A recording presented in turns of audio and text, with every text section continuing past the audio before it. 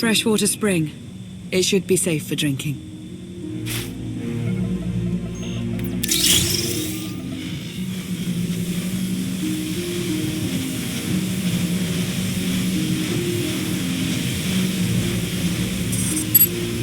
So the Eternal Fleet overwhelmed both the Republic and the Empire.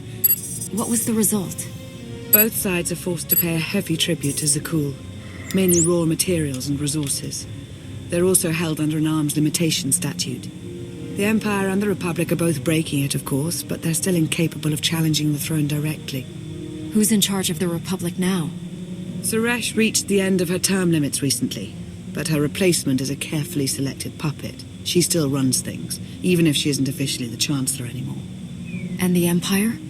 Only one member of the Dark Council remained after the chaos. Darth Asina. She now rules as Empress of the Sith. Both sides see this only as an opportunity to eliminate one another at a time of weakness, instead of combining what strength they have.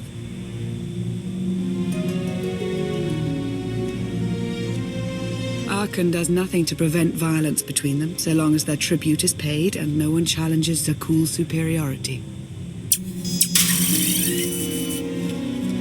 I'm surprised Arkan didn't try to destroy both governments. He obviously had the firepower. I don't think Arkan feels any desire to actually govern our portion of the galaxy.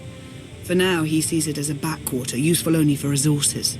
Powerful Zakulan battle stations have been placed in orbit around key worlds to watch for possible uprisings.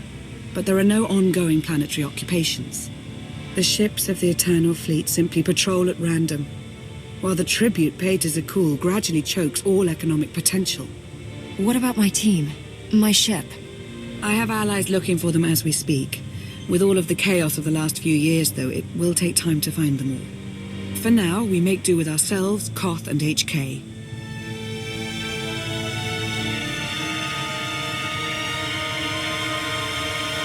You obviously put a lot of thought into getting me out. Did you think about what would come after? Of course, though I admittedly didn't plan on being stranded in this swamp. For now, let's take things one step at a time. So why me? You clearly went to a lot of trouble to get me out of Carbonite. Before you were captured, you accomplished things no one else dared to attempt. You changed the galaxy more than once, and if things have ever needed to change, now is the time.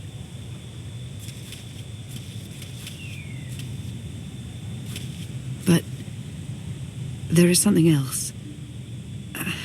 I've felt it since the moment I found you in Carbonite. There's a power in you. Something new.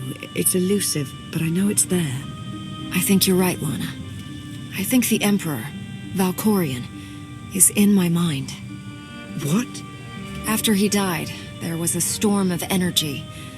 I barely even remember being thrown into the carbon freezing chamber. And then, while I was frozen, I saw things. Dreamed about him. About everything that happened while I was gone.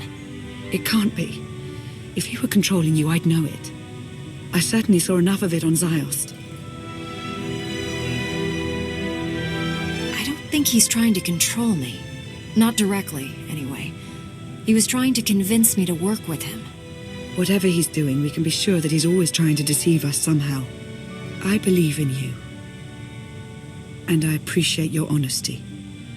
I'll remain watchful for any influence he might have over you. For the time being, though, we have no choice but to proceed. What about the others? They wouldn't understand. And like you said, we really don't know anything for sure yet. Let's keep the matter between us for now.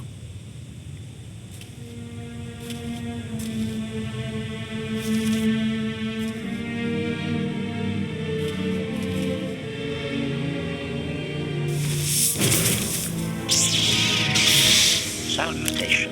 It is a pleasure to see you again so soon, Masters. I have encountered minimal resistance in my patrol. How minimal? Reassurance. Only one Sky Trooper and 3 local predators with poor survival instincts. Our position appears to be secure at this time, but I would still advise caution on your return trip, Masters. Keep up the good work, HK. Appreciation. It will be my pleasure to do so, Master.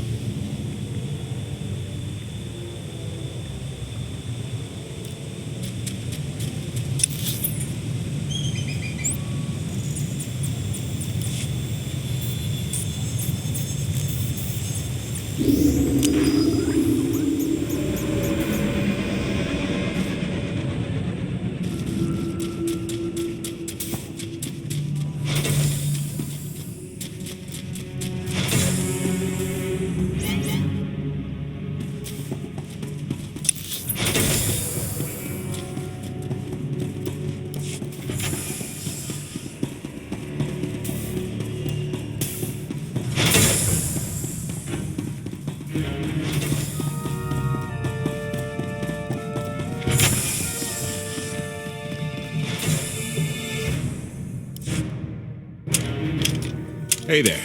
Did you find something tasty? We definitely found something. Great. I've got a pretty good idea of the parts we'll need. Let's go see what we can find.